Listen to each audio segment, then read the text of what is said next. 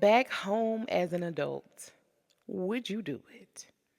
Let's talk about it. Welcome to Soft Life, Hard Truths, where lifestyle dreams meet bank account realities. I'm your host, Tegan J. Come on in. I want you to stay. How are you today? How are you? How has your week been? Good, I hope. And if not good, it's going to get better. I don't hope it's going to get better. It is, okay? Because this week will be a good week. It has no choice but to be a good week. My week has been going great. Chef's kiss, and it will continue to go that way, okay? And yours will too. So just know that, lean into that, okay? Did you miss me? Because I missed you. Yeah, I feel it. I feel it between us. Yeah, yeah. Okay. So let's get into these topics. We're going to keep it short and cute, sweet today, okay?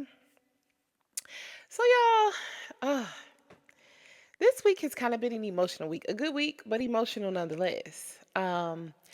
Monaleo has, I don't know if it's considered an album or an EP, but she dropped it and she has some tour dates out. Not many locations, but she's bouncing around, right? And she has this beautiful song. I mean, absolutely beautiful song on the album. It is called Diary of an OG. The song is absolutely beautiful.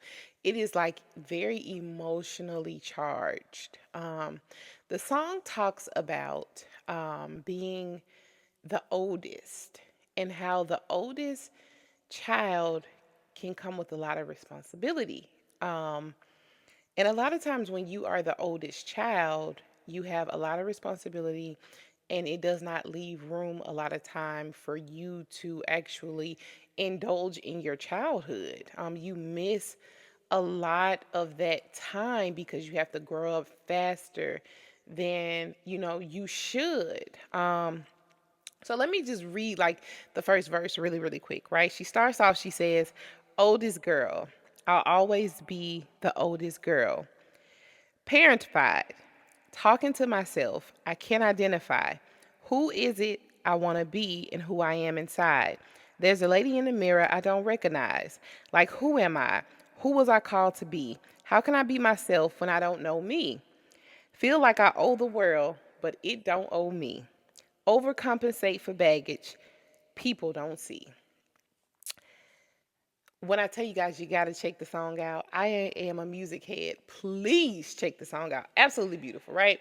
And so I'm listening to the song and I'm just like, man, this is deep. Like this is I'm feeling super emotional and I'm just like, I don't know if you guys ever heard of stemming, right? But I am stemming. I've been playing the song all day long. I'm at work playing the song. I'm listening to it in the car. Like it is just like on repeat, on repeat, on repeat. And it just got me to thinking, right? How does that situation, going through that, impact your adulthood? What does that look like for you with the choices that you make? And like, how does that impact your finances? It just really got me to thinking because I know it has some type of impact. And I would think there will be some type of negative impact, maybe some positives, but there is something there. There's a connection. I just knew it was. So I did my research. Here's what I found. So, oldest children who were parentified often internalize responsibility as a core part of their identity. From a young age, they may have learned that love, safety, or approval were contingent upon being dependable, self sacrificing, and competent. That's a negative within itself because you should not have to be those things to have love, safety, or approval. You just shouldn't. That's trauma within itself. This can lead to adult financial patterns such as over responsibility. That makes sense. Feeling obligated to financially support parents, siblings, or even friends, sometimes at the expense of personal goals. That makes sense. Because as a kid, You had to look out for your younger siblings. So it's like you've always pretty if you started technically being a parent while you were a kid, being a parent is all you know. So it's like when you do become an adult, I still have to look after these children who, even though they're now adults, I still have to after them. They're my responsibility, even if it's to your detriment. Absolutely horrible. It could also lead to difficulty delegating or asking for help, which I can see why. And chronic financial anxiety because stability equaled safety in childhood. Wow. And also, many of these people are extremely hardworking. This can result in financial stability on paper, but emotional exhaustion and limited joy in money use. Mm. Ah, very interesting. You're making all this money, but it isn't bringing you that joy. Do you guys know anyone that may be dealing with that, or are you dealing with that? Did you have to grow up very young? Did you have to parent your siblings? And are some of these traits like are they hitting home for you? Mm. This is very interesting, y'all. If you are dealing with this, I would encourage you to get therapy. You need it. It was not fair to you to have to go through this. In the song, Monaleo, she talks about how she doesn't even know who she is. Like, how am I supposed to love myself if I don't know who I am? Which makes sense, right? How do you know who you are if you are so caught up in having to be something for others? I am considered to be a middle-aged woman now, and I feel like I'm just now learning who I truly am. I couldn't imagine having to do that as a child. I absolutely do not know who I am. Very, very interesting.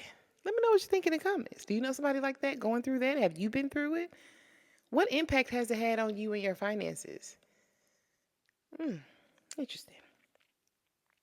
Okay, next topic. I'm sure you all have heard that they are getting ready to put a pause on SNAP benefits November 1st. This is absolutely horrible.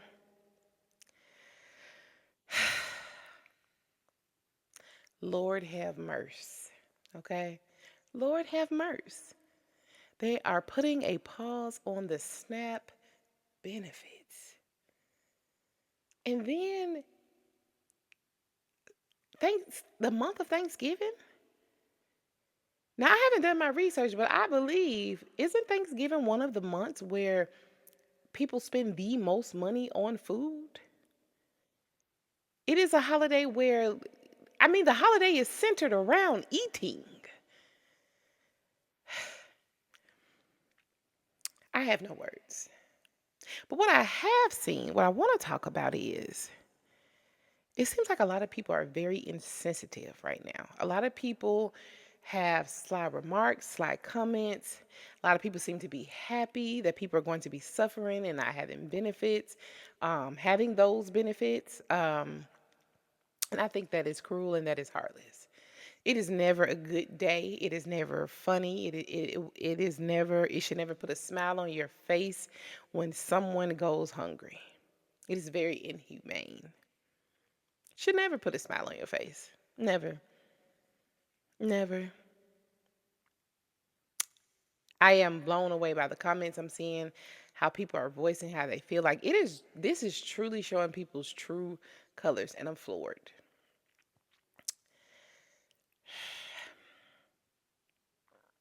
All I can say is for those who are impacted by this, please keep your head up. It may not seem like it now, but better days are coming. Until those better days come, try to utilize your resources, right? You got food banks. Reach out to your family members. I don't care if you haven't talked to them in 50 years, reach out to them. Ask them, can they spare a couple of dollars? Can they spare a couple of canned goods? Okay? Go to these restaurants and ask them, do they have any food that they're throwing away at the end of the night? Can you get that? Can they come up off that? Okay. Write these companies letters. Do it. Think outside the box. Write these companies some letters. Hey, I'm a recipient of SNAP benefits. I'm no longer getting them. I have a family to feed. Do you have anything you could donate to me? Can I have a gift card to your establishment? Can I have the leftovers at your establishment at the end of the night? I can be reached here. Could I please? Or call the manager. Call the manager on the phone. Speak to them. Tell them what you got. Don't be shame. Ain't no shame in your game when you got to feed yourself and your family. Call them up. Hey, this is what I'm dealing with. This is what I'm going through. I just wanted to ask you, would you be willing to give me, the leftover food at the end of the night? Or would you be willing to spare a gift card to your establishment? And if you don't want no handouts, hey, can I come in and help clean up at the end of the night? Offer up something. You gotta do what you gotta do. Times are crazy right now. Food is high as heck. Like, hey, do what you have to do until the benefits are turned back on and things are back rolling. And don't listen to these people talking negative and speaking down on SNAP benefit recipients. Like, ignore these people, tune them out, whatever. Because you can be up today and down tomorrow. Ignore those people. Do what you have to do. Lean on your community. Reach out to people, think outside the box, do whatever you can to keep food on that table, and then learn how to stretch food as well. Rice, beans, they're going to be your best friends. And I know it sounds like so cliche, but that processed food, those uh dinners in a box, those box dinners, nah. Get you some rice, get you some beans, get you some meat. Make that stuff stretch. Like, hey, it's time out for the processed food because you don't get enough bang for your buck. Get you some frozen vegetables, make it stretch. Like, hey, now is the time to get creative. Hop on TikTok, look up some recipes if you need help. But do what you got to do until they kick it back on. But hang in there and ignore the negative people, okay? Their day is coming. Okay. All right, last topic. Moving back home as an adult. Would you do it? Let's talk about it. Now, I love my parents down. I love them. I love them to life. But God knows I would not want to move back home. I love my independence. I love it. I have wanted to be independent before I was even an adult. I started working at the age of 15 because I wanted my own money. I've always wanted to do what I wanted to do. I never wanted somebody telling me what to do. And my parents can't help it. It does not matter how old I am. They're going to always tell me what to do. They come to my house today and tell me what to do. When I come to their house, if it's nippy outside and I walk outside without a jacket, my dad will fuss. Put a jacket on. I love my parents, but I don't want to move back home. I want my independence. But if that is what I needed to get on my feet and get in a better financial position, I'm packing up and I'm headed out. Especially if I'm welcome back and it is not a toxic environment for me, I'm on my way. I am on my way.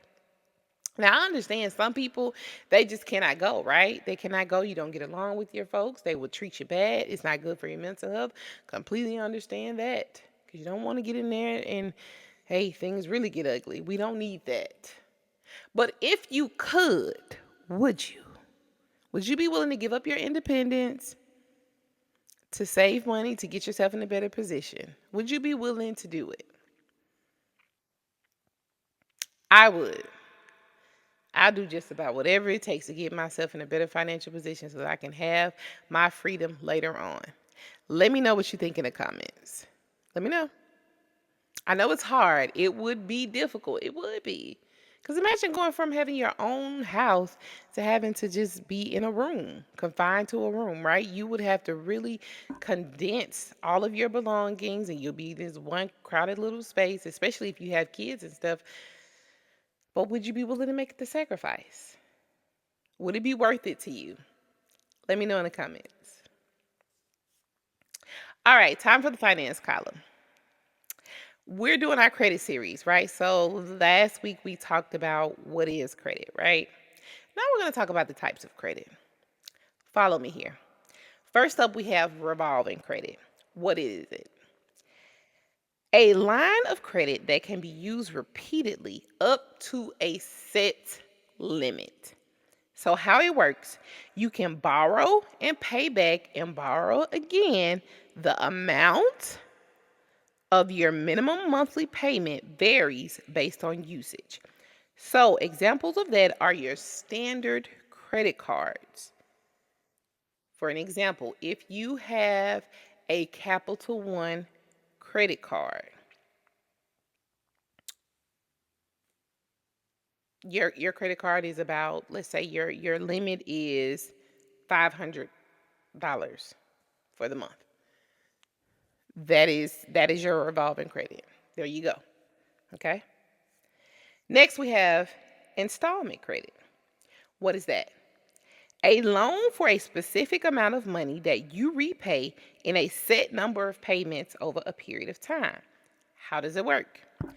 You receive the full loan amount at once and make equal fixed payments until the loan is paid off.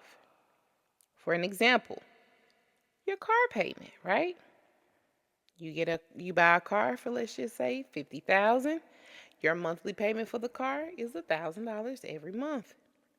That is a type of installment credit. And then the next, open credit. What is it? Credit that does not have a preset borrowing limit and often requires full payment each month. How does it work? The amount you owe can vary based on usage, and you are generally expected to pay it in full every month. What are some examples? A charge card. So let's talk about that really quick. American Express, for the most part, are charge cards. When you see people with American Express, 9 times out of 10, it is a charge card. The American Express Gold and Platinum, those are charge cards. They are not credit cards. They are charge cards. So if you charge $15,000 worth of stuff on the card, you are expected to pay $15,000 at the end of that period. Whatever your payment period is. If the statement period is starts on August 5th and ends on September 4th, you're expected to pay it September 5th or whatever your payment date is. The full 15,000. Now they recently implemented something where you can plan to pay or something like that, but overall the gist is you're supposed to be paying that charge card off in full. A lot of people don't realize that. A credit card and a charge card, two separate things. Please know the difference before you get to applying. Okay?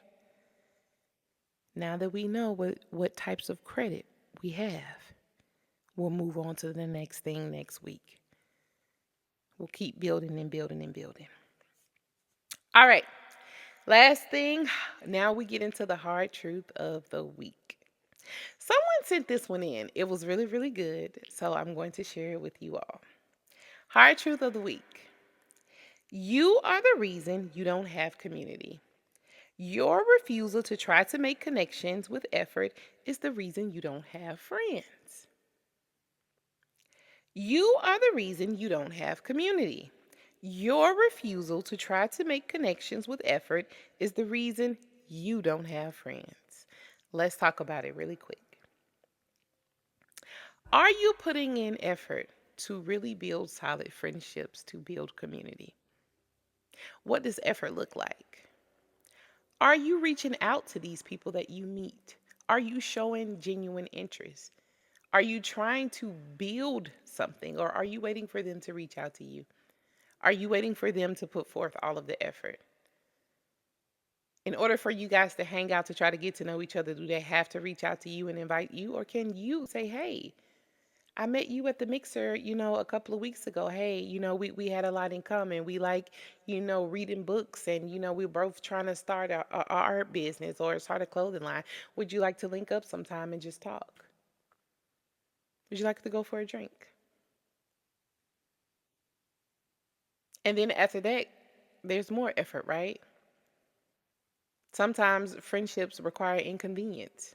If you want a community, community requires inconvenience, right? This friend is going through something. They may need, you to show up for them. That is effort as well. Are you willing to do that, or are you just wanting people to show up for you, be there for you? That is something you have to stop and think about when it comes to making connections and having friends. I don't make the rules. Okay? I don't make the rules. I don't make the rules. All right, guys. It is time. Thank you so much for tuning in this week. Please make sure you like, comment, and subscribe. Um, please share this with anyone that may find this interesting or may benefit from the podcast. Still trying to build this community, but most importantly, I want to thank you. You could have been anywhere in the world tonight, but you're here with me, and I don't take it for granted. Okay, so we're gonna toast up. Okay, because it's always a celebration every time we link up. Okay, so here's to softer living and truths that set you free.